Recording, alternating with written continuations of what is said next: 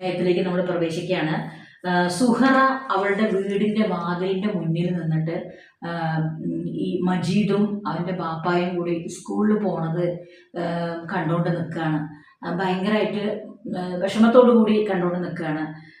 അതായത് മജീദിന്റെ പുതിയ കൊട പിടിച്ചിട്ടുള്ള പോക്കും ഒക്കെ വളരെ കൗതുകത്തോടെ തന്നെ സുഹറ ആസ്വദിക്കുന്നു. അന്ന് സന്ധ്യയ്ക്ക് സ്കൂളിൽ നിന്നും മടങ്ങി വന്ന മജീദ് മാവിൻ ചുവട്ടിൽ ഹാജരായി. നല്ല മണമുള്ള പുതിയ പാഠപുസ്തകം അവന്റെ കയ്യിലുണ്ടായിരുന്നു. ഉത്കണ്ഠയോടെ ഓടി വന്ന സുഹറായെ അഭിമാനപൂർവ്വം അവനത് കാണിച്ചു. പടം വളരെയുണ്ട്. അവൾ അത് വാങ്ങി മറിച്ചു മറിച്ചു നോക്കിക്കൊണ്ടിരുന്നു. മജീദ് മൈലുകൾക്കപ്പുറത്തുള്ള പട്ടണത്തിലെ അത്ഭുത കാഴ്ചകളെ വർണ്ണിച്ച് ഒടുവിൽ സ്കൂളിനെ പറ്റിയിട്ടും പറഞ്ഞു. ബാപ്പായുടെ കൂടെ സ്കൂളിൽ പോയതിനെ പറ്റി ഒരുപാട് വർണ്ണിച്ചിട്ട് തൻ്റെ കൂട്ടുകാരിയായ സുഹറയോട് പറഞ്ഞു കൊടുക്കുകയാണ്. ഈ കേൾക്കുന്ന ആളും പറയുന്ന ആളും നിഷ്കളങ്കതയുടെ പ്രതിരൂപങ്ങളാവുമ്പോൾ അത് ആസ്വദിക്കാനും നമുക്ക് ഭയങ്കരമായിട്ട് രസം തോന്നുകയാണ് ഈ ബാല്യകാല സഖിയിലൂടെ പോകുമ്പോൾ. ബഷീറിൻ്റെ മനസ്സ് എത്രത്തോളം നിഷ്കളങ്കമായിട്ടാണ് സഞ്ചരിച്ചിരിക്കുന്നത് എന്ന് നമുക്ക് ഈ മജീദും സുഹറയും തമ്മിലുള്ള സംഭാഷണം കേൾക്കുമ്പോൾ തന്നെ നമുക്ക് മനസ്സിലാവും. അത്തരം നിഷ്കളങ്കതയാണ് നമ്മുടെ സമൂഹത്തിൽ ഇന്ന് തീർച്ചയായിട്ടും ഒരു പക്ഷേ നഷ്ടപ്പെട്ടു പോയിക്കൊണ്ടിരിക്കുന്നത്. അപ്പോൾ അതിനെക്കുറിച്ച് ഒരുപാട് വർണ്ണിച്ചു കൊടുക്കുകയാണ്. പട്ടണത്തിൻ്റെ ഒത്ത നടുക്ക് വെള്ള തേച്ച് ഓടുമേഞ്ഞ 7 വലിയ കെട്ടിടങ്ങൾ. ഇവിടുത്തെ പള്ളിക്കൂടം പോലെയല്ല, വലിയൊരു തോട്ടം. എന്തെല്ലാം തരം ചെടികളുണ്ടെന്നോ, ഞാൻ അതിൻ്റെ എല്ലാം അരി കൊണ്ടുവരും. പിന്നെ കളിക്കാനുള്ള സ്ഥലം, ഓ ഒന്ന് കാണേണ്ടതാണ്. മജീദ് പിന്നെയും വർണ്ണിച്ചു കൊണ്ടിരിക്കുകയാണ്. അപ്പോൾ അതിൻ്റെ ഇടയിൽ പറയണ കുട്ടികൾ എത്രയുണ്ടെന്ന് ഒരു കണക്കുമില്ല, പക്ഷേ 42 കുട്ടികളുണ്ട്, അതിൽ 14 പെൺകുട്ടികളാണ് എന്ന് പറഞ്ഞു കൊടുക്കുമ്പോൾ സുഹറയ്ക്ക് അറിയാതെ കണ്ണിൽ വെള്ളം വന്ന് പോവുകയാണ്. കാരണം തനിക്ക് പഠിക്കാനുള്ളൊരു സാഹചര്യം ഉണ്ടാവാത്തതിൽ സുഹറ ഭയങ്കരധികം വിഷമത്തിലാണ്. അത് കണ്ട് കൂട്ടുകാരനായ മജീദിന് ഒരുപാട് വിഷമം ഹൃദയത്തിൽ തട്ടി തോന്നുകയാണ്. തൻ്റെ കൂട്ടുകാരിയെയും പഠിപ്പിക്കണം എന്നുള്ള അദമ്യമായ ആഗ്രഹം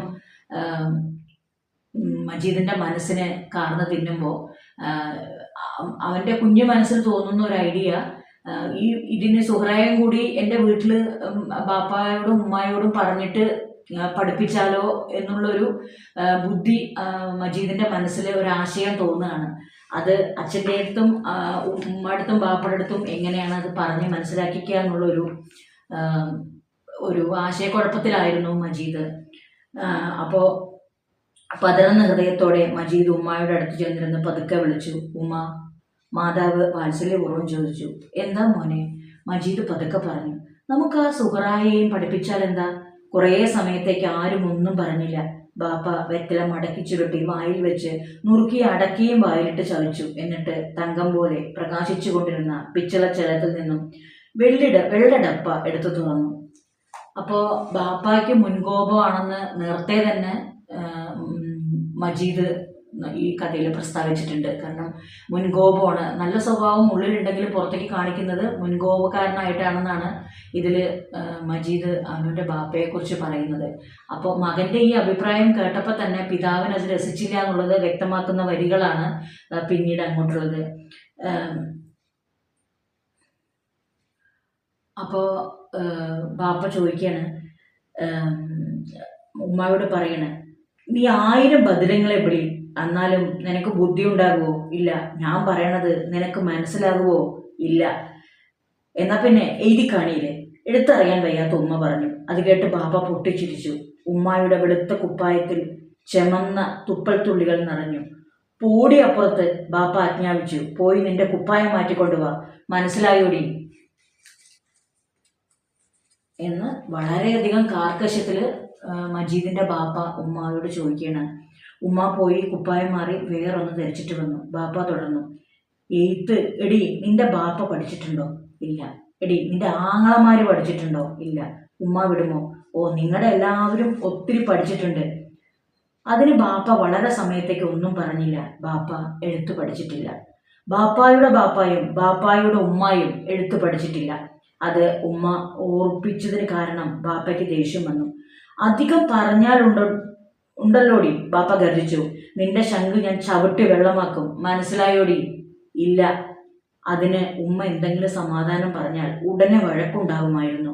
ചെല്ലമെടുത്ത് മുറ്റത്തേക്കെറിയും. ഉമ്മായെ അടിക്കും, മജീദിനെ അടിക്കും, മജീദിന്റെ സഹോദരിമാരെ അടിക്കും. മാത്രമല്ല മജീദിന്റെ ചെടികൾ മുഴുവൻ വലിച്ചു പിഴുത് കളയും. അതുകൊണ്ട് ഉമ്മ ഒന്നും സമാധാനം പറഞ്ഞില്ല. ഉമ്മ ഒന്നും പറയാത്തത് കൊണ്ട് ബാപ്പു ചോദിച്ചു, എന്താടി നാവിറങ്ങിപ്പോയോ? അപ്പോൾ പഴയ കാലത്തെ പുരുഷന്മാരുടെ ഒരു ആണാണെന്ന് കാണിക്കാനുള്ള ഒരു മനോഭാവത്തിൻ്റെ പുറം കാഴ്ചയായിരിക്കണം ഈ മുൻകോപം പുരുഷന്മാരിൽ കൂടുതൽ വരുന്നത്.